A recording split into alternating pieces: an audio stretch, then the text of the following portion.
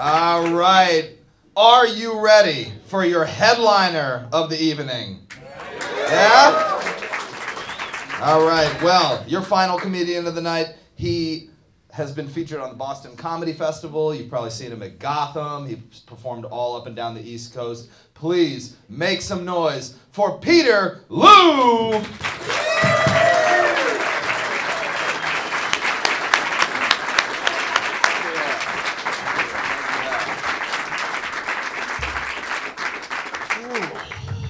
All right, guys. Keep it going for an hour, everyone. Keep it going for an hour. Come on. Okay. This is a lovely crowd. Thank you for coming out, Maine. I drove 2 hours for this. Let's see if it's worth it. Yeah, I love Portland, guys. I love Portland. It's always, it's always such a diverse crowd out here. Diverse group of white people. Hell yeah, it's like 50 Shades of Beige. You guys are fun. You guys are a good crowd. A lot of flannel here, huh? This dude with the hat, you look like you got a podcast about lumber. Oh man, I came up from Boston today, guys. I came up from Boston. Thank you, appreciate it. That's right, I'm from Boston. I know it's hard to tell because I don't talk with a speech impediment. But yeah, I live in Boston now, but originally I was born in China, guys. I was born, pristine, pollution-free, and politically non-corrupt China. I have to say that, they're listening. Yeah, I was born in China, but actually when I was 8, I ended up moving to Australia because, my parents wanted to experience racism. And then when we found it too mild, we came here. Less laughs on that one.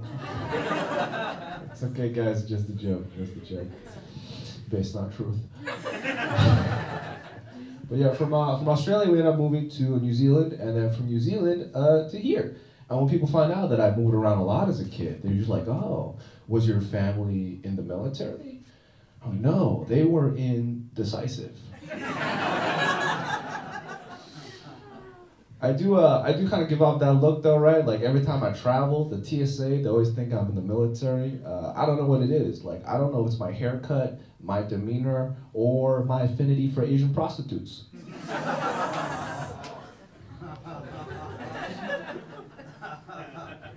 Someone really likes that up front, huh? 2 tours in Thailand.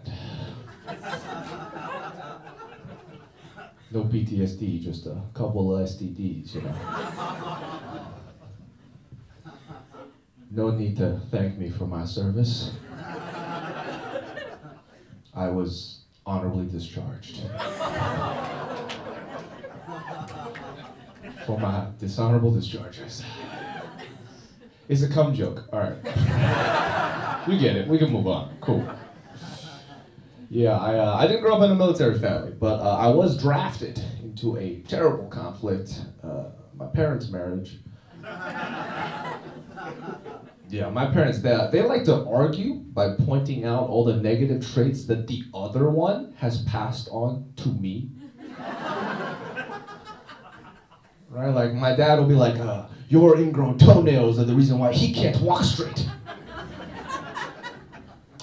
And then my mom will be like, he can't walk straight because you gave him astigmatism and he can't see for shit.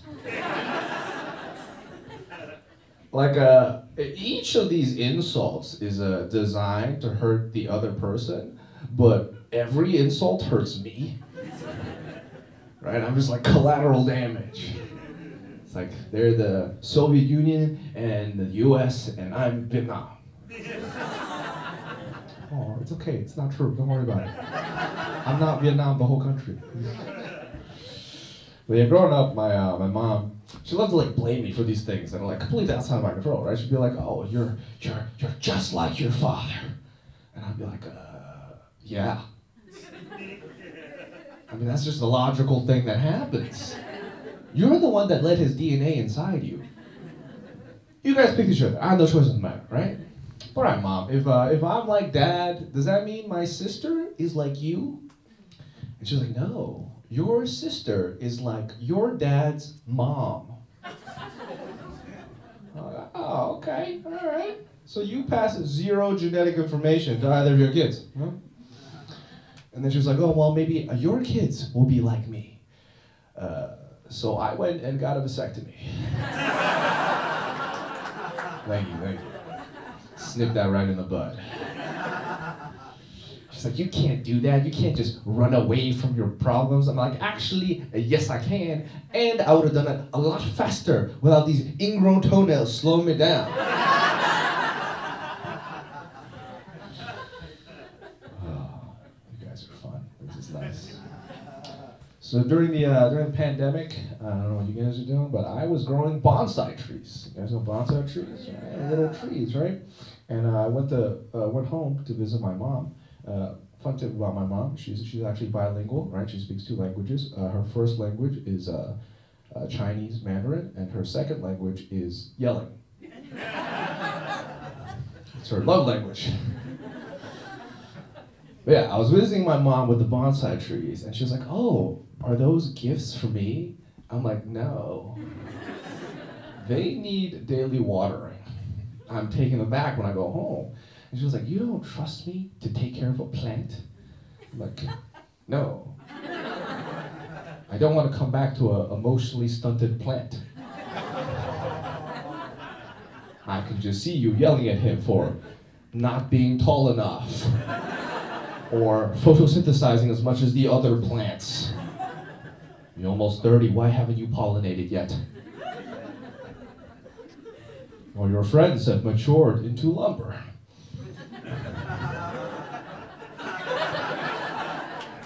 Thank you. Only in Maine will you get a clap for lumber. But yeah, I was like, "No, Mom, you can't have my bonsai tree. You can't have my bonsai tree. But here, I got you the next best thing. A cactus. It's much more suitable for your care. You don't need to water it. It thrives in harsh environments. And most importantly, is already dead inside." All right, some of you laughing, some of you had happy childhoods. It's fine. I talk about my mom, but I owe her quite a bit, because growing up, my dad wasn't around a lot, so she also had to take on this father figure role, right? On weekends, we go in our backyard and we play this game of catch, where she would throw her flip-flop, and I would catch it with my face.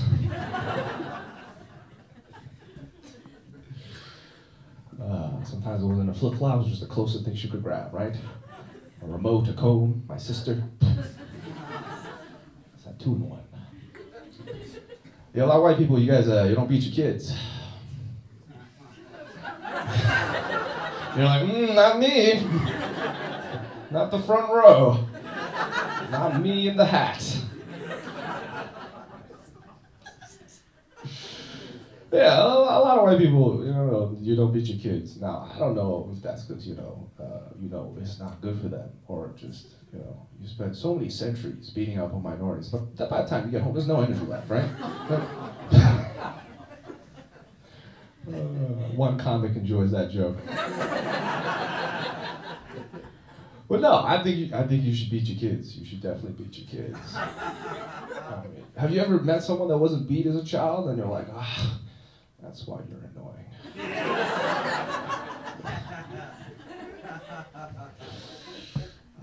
This is fun, guys. You guys are a nice crowd. I just became a U.S. citizen, guys. I just became a U.S. citizen. Thank you very much. Thank you. Appreciate that. Thank you. Yeah, I became a U.S. citizen actually at the peak of the pandemic, right? They started beating up on Asians in the streets, and I was like, finally. This feels like home. It's a child abuse joke. You get it. Okay, cool.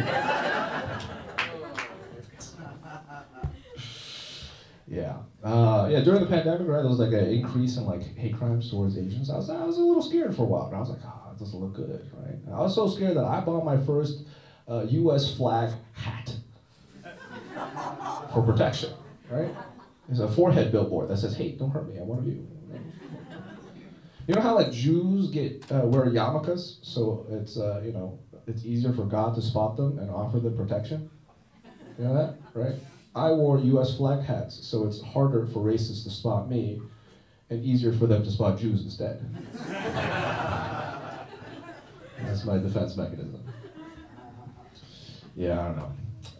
A lot of like organizations, they wanted to combat all of these attacks by handing out whistles. Whistles, right? Now, I think bringing a whistle to a hate crime is about as useful as bringing a whistle to any other crime. Right? Like, if I was about to attack someone and I found out that they were armed with a whistle, I am now twice as confident that I'm going to succeed. Right? Because, like, no one who has a whistle also has a gun. So a whistle is just a very loud way of announcing that you have no weapons. Like, follow the sound to find me. I don't know, this is not a good strategy, guys. I wish they offer something more tangible, right? Like, I myself, I'm a martial artist, guys. I practice Brazilian Jiu-Jitsu, right? And look, people start martial arts for different reasons. I started doing Brazilian Jiu-Jitsu because, I just wanted someone to hold me. Coach was like, at the end of the round, you need to let go. Come on, coach, 5 more minutes. I am barely hard.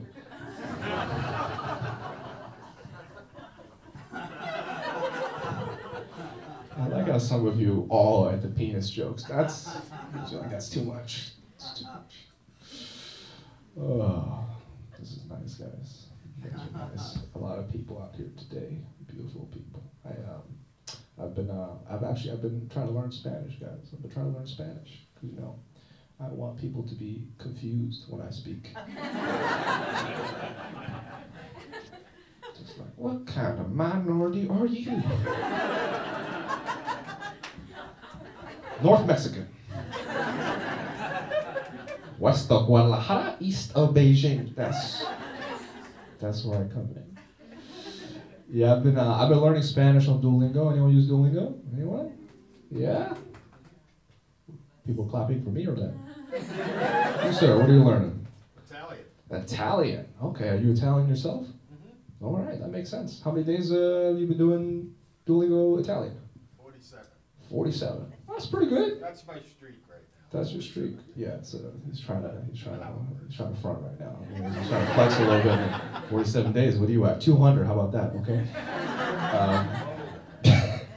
No, I was learning Spanish. It was 200 days, right? I was feeling pretty good, right? I was like, I got this, right? And then I went to Mexico.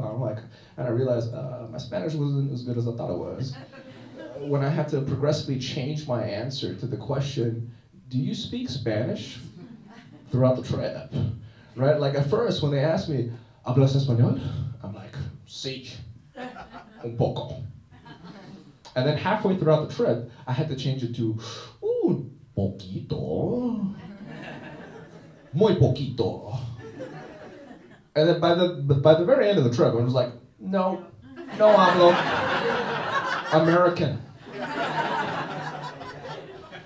Because I realized that what Mexicans think is un poco amount of Spanish isn't so goddamn un poco, right? Like I would say, hey, I speak a little bit of Spanish, and then they would go off on like a 10-sentence tirade, like Pitbull at a reggaeton concert.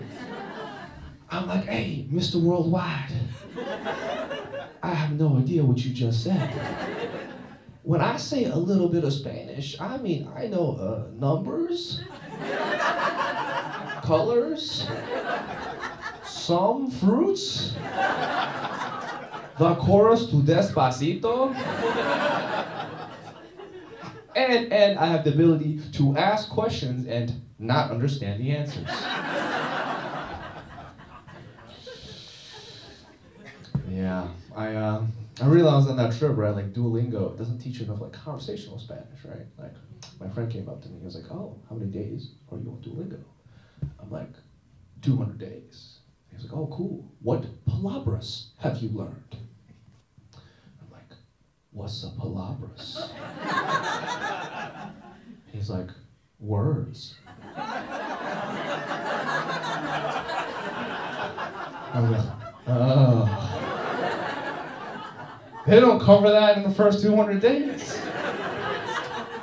We've been really focused on apples, what color they are, and how many has Juan eaten. Tres. Juan ate tres manzanas rojas. Those are the red apples. Sí, muy bien. Yeah, I realized on a trip that Duolingo doesn't teach you enough conversational Spanish, but it also doesn't teach you any slang.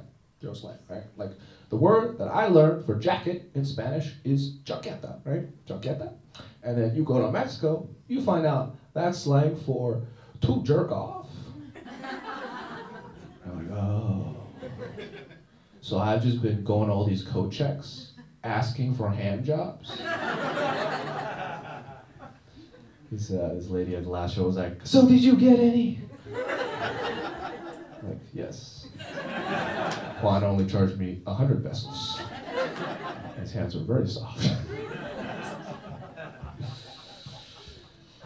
Yeah. I was in Barcelona recently, guys, doing some stand-up in English, and they got pretty diverse crowds here in Barcelona. It's called Barcelona. Talk with a lisp, because apparently one of their kings back in the day had a lisp, so everyone just changed the way they talked. Can you imagine if we did that with Joe Biden? Like, every American just forgot most words.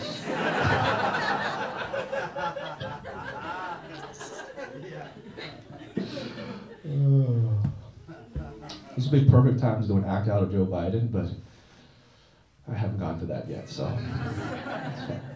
But yeah, I was in Barcelona, I was doing Spanish, comedy in English, right?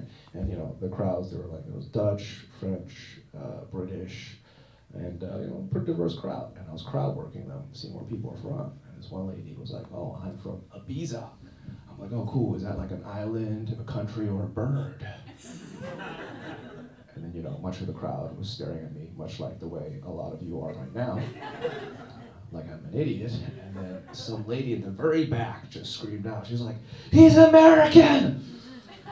And I felt so insulted, but also validated. I was like, you see me as American? That doesn't even happen at home.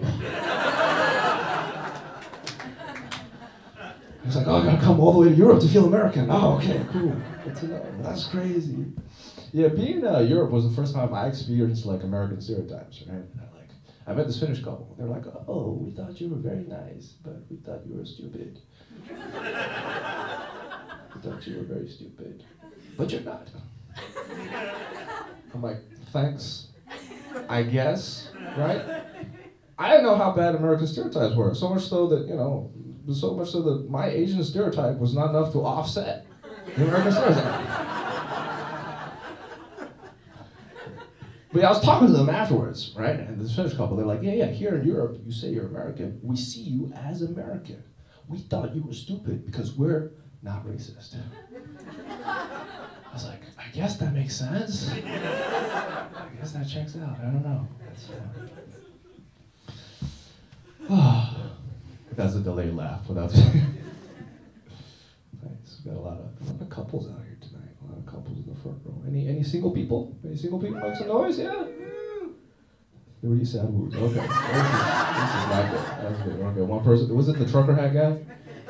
The podcast lumber guy. Is you? Yes. Oh, okay. There's like 3 of you. You don't even know which one I'm talking to.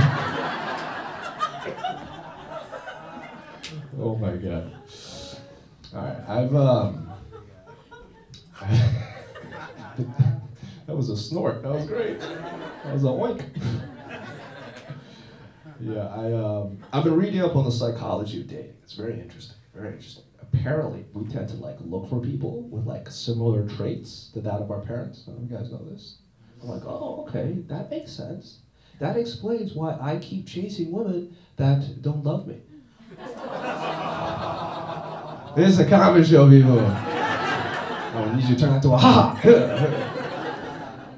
No, because I think actually I tend to look for the opposite, right? I tend to look for women that are, kind, supportive. Haven't fucked my dad. Just basic requirements. But yeah, dating's been fun. Dating's been fun, right? Like I was on this date recently, right? And it wasn't going very well, and I could tell because she used those exact words. Intuitive. And at the very end of the date, right? She was like, "Hey, I'm sorry for being so negative. It's my strong Gemini energy." Now, see, I didn't know we could use make-believe to justify reality. Right, like your star sign is not an excuse for your character flaws. I don't use fortune cookies to justify mine. Like, I'm sorry for being so salty all the time. It's my strong soy sauce energy.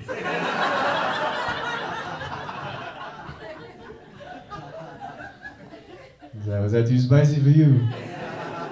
That's my sriracha class. See, I can make shit up too, I'm very creative. I'm a Pisces. Any Pisces in the room? Ooh, nice, yeah. Me, you, and Jeffrey Epstein. That's funny, we've got 2 more alls and 1 clap in the back. This is what I've been waiting for this whole time. Yeah, but second day was actually going much better, right? We go back to her place, right? And she tells me she just got a brand new tattoo of serotonin, right? That's the happy molecule, right? Now, I majored in chemical engineering and I minored in sadness.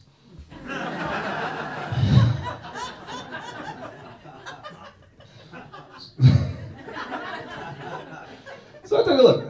I'm like, oh, that's not serotonin. That's mustard gas. That's not even a happy gas. Now I got nothing against tattoos, right? I myself have a yin yang sign, right? Because I am 50% Asian and 50% basic. But I feel like getting like a molecule tattoo when you don't understand chemistry. It's kind of like getting a Chinese tattoo when you don't speak Chinese, right? Like you think it says like live, laugh, love, when really it says mustard gas.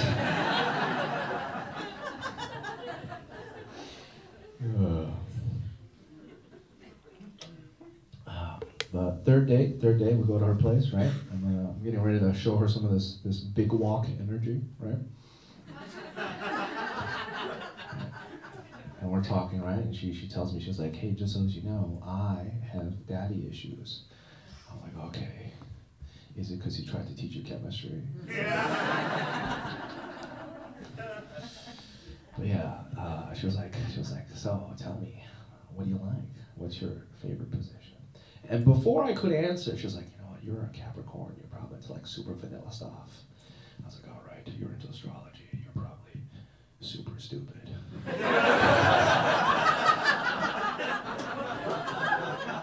I didn't say that. I just thought in my head. I'm not smart enough to not cock block myself anymore. But yeah, she was like, "So tell me, what do you like? What's your favorite position?" And I'm like, "I don't know. Inside?" My favorite position is inside. Any configuration where I am inside will do. I am a simple man with simple needs. This guy gets it.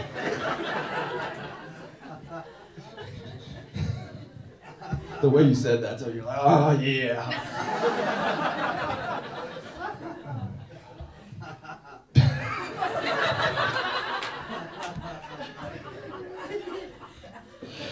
Oh, that's a great laugh back.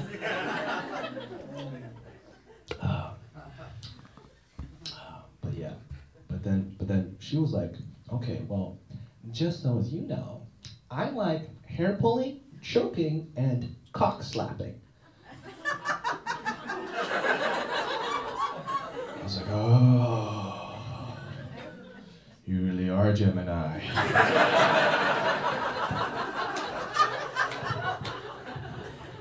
Now, to clarify, is cock slapping me slapping you with my cock? Or you slapping my cock?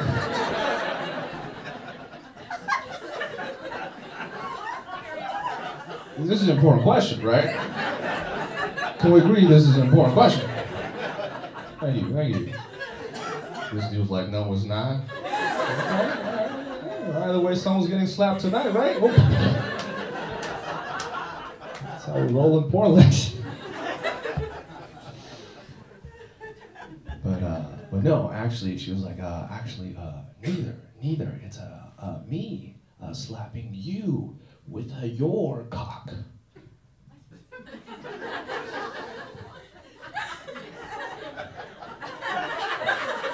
It's like, I don't think I have enough cock to make that work.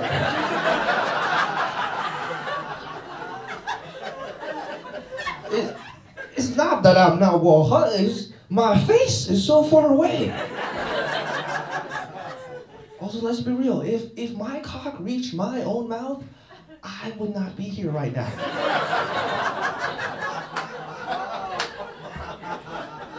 I knew you would laugh hard on that one. I knew it. Oh my God. Oh, this guy's my spirit animal.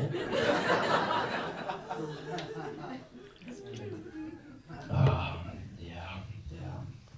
That's funny, actually. Fun fact, she grew up on a farm, right? So she was actually surprisingly strong. You know, like when she grabbed my dick, it felt like she was trying to unroot a vegetable. This yam is not ripe yet. You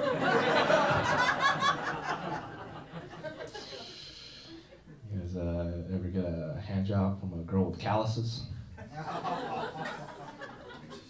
Feels like your dick's being exfoliated. Not in a good way, you know? When we started this, I still had foreskin. Any Jews in the house? Maybe, yeah. You know, when it comes to circumcision, ignorance is bliss.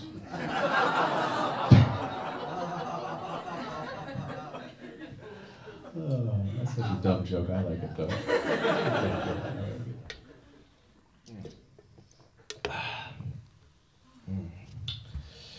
What do you guys think about gun control, Portland? What do you guys think about gun control? Make some noise if you're for more guns. All right, okay. All right. Less guns. Okay, all right. You're not that enthusiastic. Okay. Well, based on the emptiness of the no, I expect an eruption. You guys are mostly undecided, or you don't care. That's fine. Let's try this. More guns. Okay, all right. Less guns. All right. This is Portland. Just verifying. I was in Auburn, Maine. The poll's very different yesterday. It doesn't change the bit at all, but good for me to know, you know.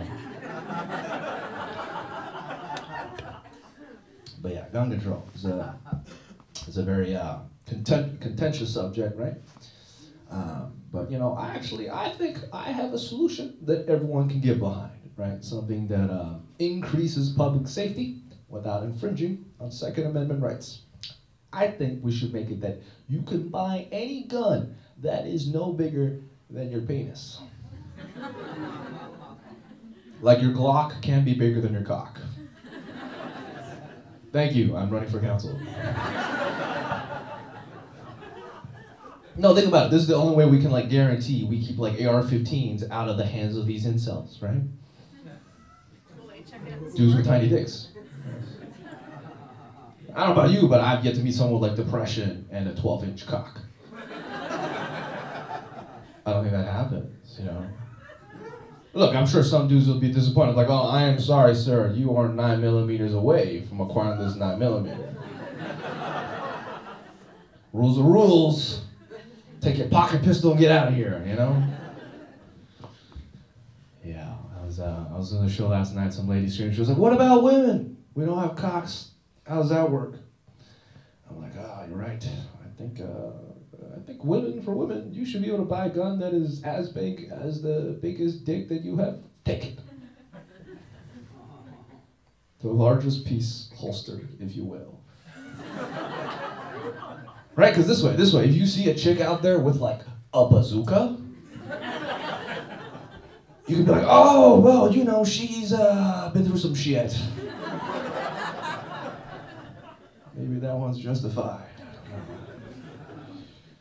My girlfriend carries a M16, which is troublesome because she didn't get it from me. Yeah, actually, I wanted to surprise my girlfriend for Valentine's Day, so you know, I stopped pulling out 8 months ago. Some of you sound very concerned in the back. Don't worry, she's not real.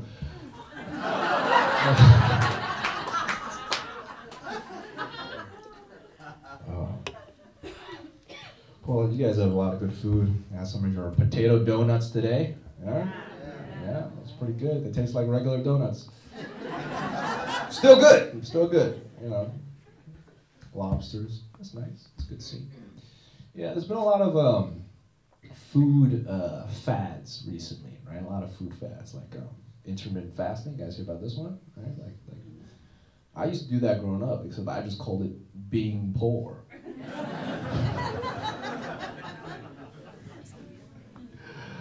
Yeah, my one of my friends, he's gluten conscious. Anyone heard about this? Gluten conscious? No, like he doesn't have celiac disease, but he is annoying.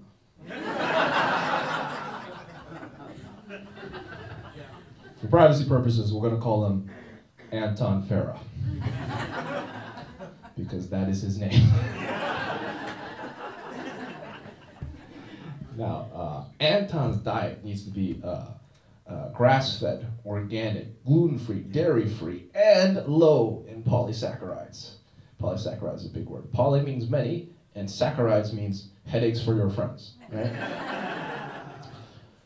He's not doing this for, like, he's not vegetarian or vegan, you know. He's not doing this for moral or ethical reasons. You know, he's doing it because he lacks hobbies. But we're in Brazil once, right? We're in Brazil, and you know, we spent a whole day looking for food that he could eat, right? Finally, we sit down, and he's like, "These dishes have onions." I'm like, "What's wrong with onions?" He's like, "I don't like onions." I'm like, "You don't like onions? You don't like onions? Okay. You're telling me that in addition to having every single dietary restriction known to man, you also don't like onions? Fuck you."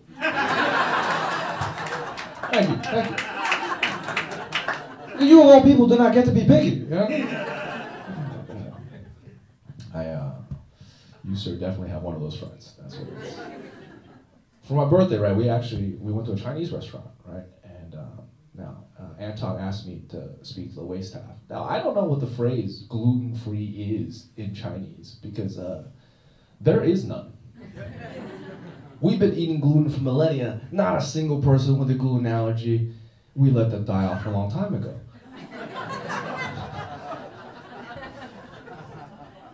Look, I'm just saying, if your colon shuts down after eating a cupcake, maybe, just maybe, that's nature's way of saying you shouldn't make it.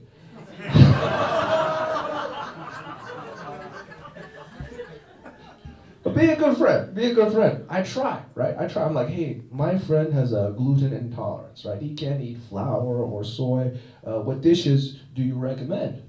And then the waiter was like, we recommend you go to another restaurant.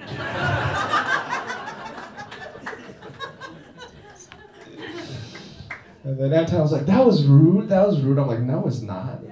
They're not obligated to accommodate your genetic failures.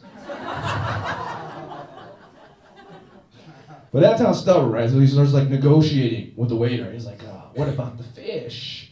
Can you just like steam it without any of the sauce or the garnish? And the waiter was like, you want us to make this dish using none of the ingredients. I'm like, what are you doing, man? Like, keep in mind, the name of this place is Ming Seafood, right? So at this point, he's just openly disrespecting me to his face, right? Like, the whole dynasty. I'm like, what are you doing, man? Right? Like, this isn't a Burger King, right? You can't have it your way, right? This is a Chinese restaurant. The customer is always wrong. But they bring out this fish, right? They bring out this fish, and it was the saddest, most horrific thing I've ever seen, right? It was like a white fish on a blank plate, steamed with nothing on it, right? Just a open casket war crime on Chinese cuisine. Right? Like, even the fish was disgusted. Like, the steam was a metaphor for its soul leaving its body. So I'm looking at this thing, I'm like, I can't make anyone eat this, right? They wouldn't serve this in a third world country or an Applebee's. Someone really likes Applebee's, okay.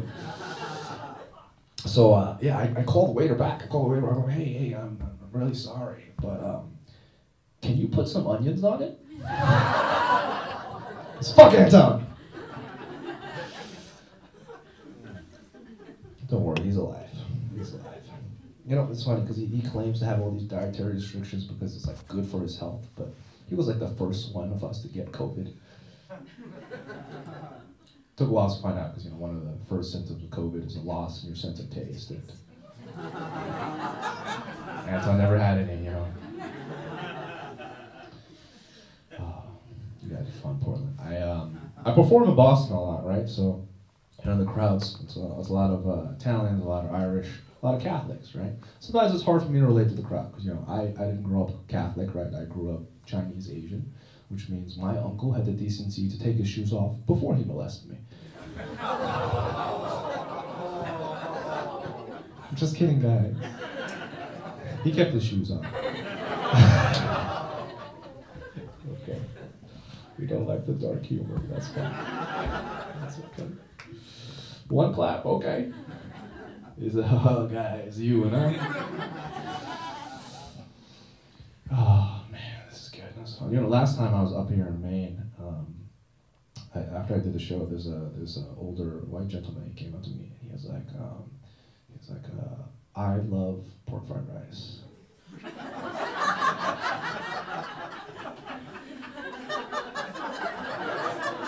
Which authentic Chinese food do you miss the most?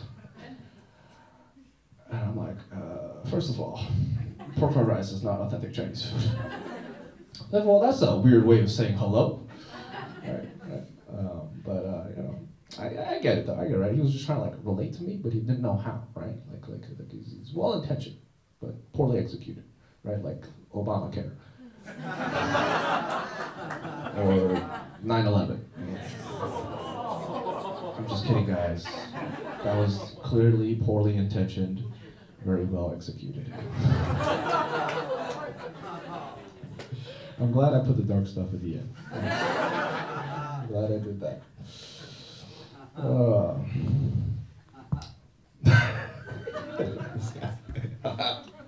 Like an echo.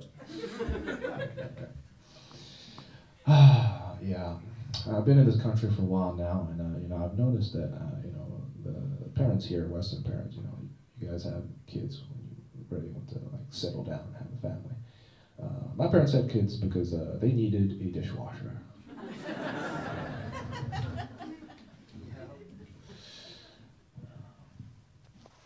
Samsung 401k series. I realize Samsung is a Korean brand. I would have named a Chinese one, but those are just called children. You're growing it now, but how else would the sneakers get made?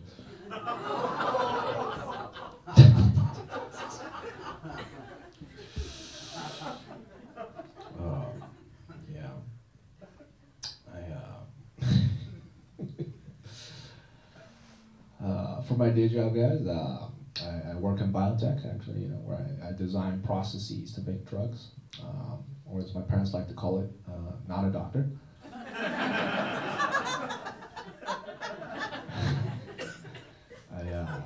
I told my dad, I was like, I want to be a comedian, and he said, I was like, Dad, I want to be a comedian, and he said, you are going an absolutely wrong way in life. You have zero chance. I was like, cool, Dad, so I'm not allowed to have dreams? He's like, no. What you have is fantasy. It is less than dream. Most people who go into show businesses have an innate ability. It is something in their bones, and you do not have it. I know, I made you. You have weak bones. Weak bones and zero chance. Zero, zero. I mean, that's just statistically impossible, right? You should know that. You're a mathematician. Or as I like to call it, also not a doctor. Thank you, one clap in the back. It's gonna be named the first album. Zero chance. Guys, I want to leave you on a piece of inspiration. You guys have been a great crowd. I've been trying to get into some inspirational quotes this year. I've been trying to get inspired, right? Anyone into inspirational quotes? Anyone? Yeah? Yeah? What's your favorite?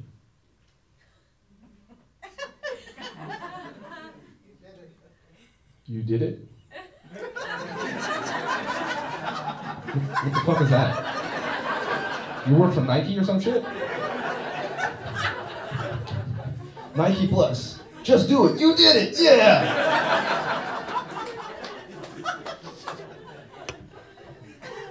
Absolutely terrible. Anyone else? Anyone got a favorite one? No? Okay. All right. You see what you did with your terrible quote? People are afraid to speak out now.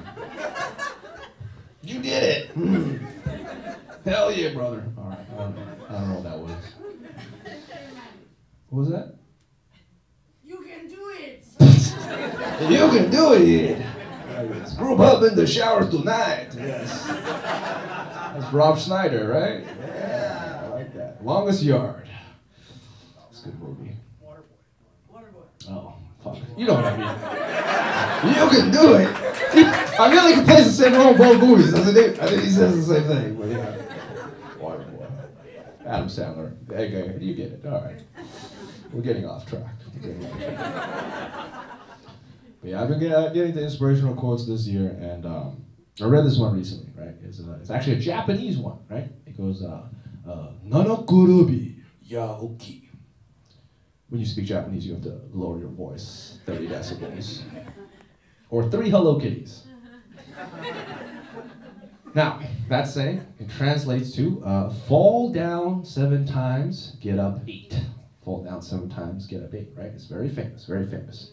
Now, the Japanese are very persistent people, and then you could tell by their proverbs, their craftsmanship, and their war crimes.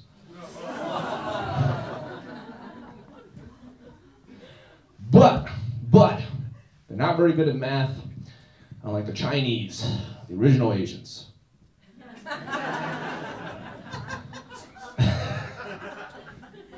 Because that saying should really be, if you think about it, should really be, fall down 7 times, get up 7 times.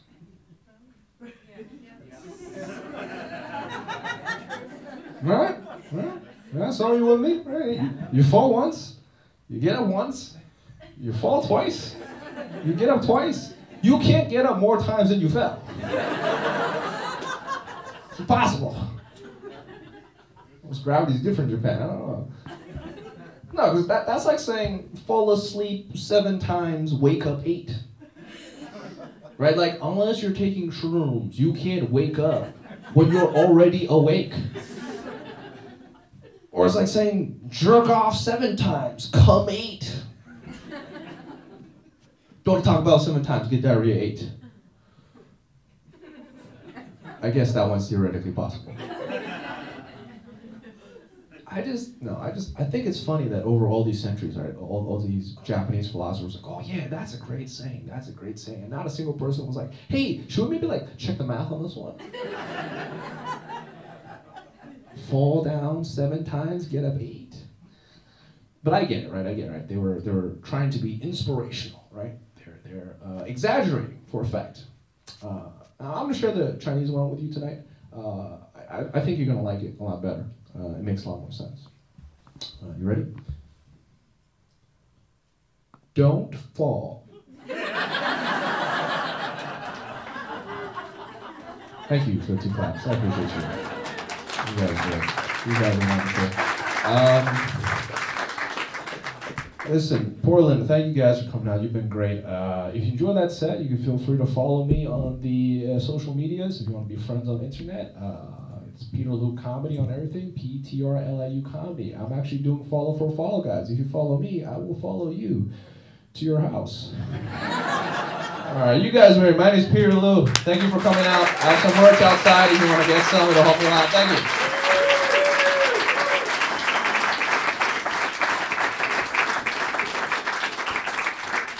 Keep it going for Peter Liu, everybody.